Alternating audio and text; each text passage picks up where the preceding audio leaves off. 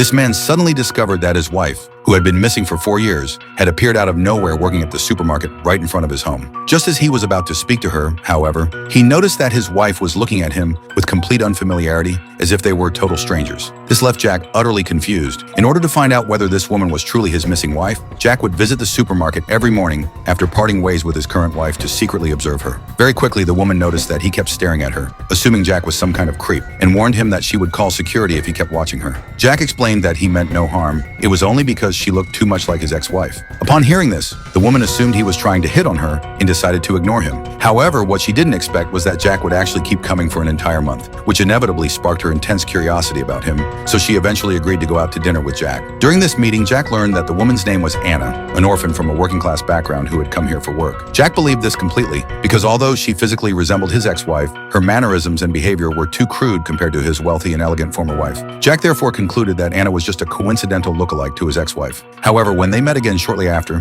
he was told by Anna that she had a rose tattoo on her chest, and also said that she had lost her memory of the past 4 years. This left Jack completely stunned on the spot, because his ex-wife also had a rose tattoo on her chest, and moreover, the 4-year period of Anna's amnesia coincided perfectly with when his wife went missing. What on earth was going on? Back then, when Jack was driving his wife out, she discovered payment records he had made to another woman, and the two had a huge fight over this. His wife angrily got out of the car and randomly flagged down another vehicle at the intersection to leave. And Jack, who was equally angry, chose not to pursue her, and it was exactly this decision that meant he would never see his ex-wife again. On this day, Jack found his friend who did forensic testing at the police department and shared his suspicions that Anna might be his ex-wife. The friend, however, believed it was all just a coincidence and advised Jack that it would be best not to let his current wife know. But Jack firmly believed that Anna was his ex-wife. Seeing how convinced he was, the friend then suggested that he find a way to get a sample of Anna's hair for DNA comparison. From then on, Jack visited Anna even more frequently, even ignoring phone calls from his current wife Emily, urging him to come home. Based on her instincts from working as a police officer before, Emily developed negative suspicions about Jack.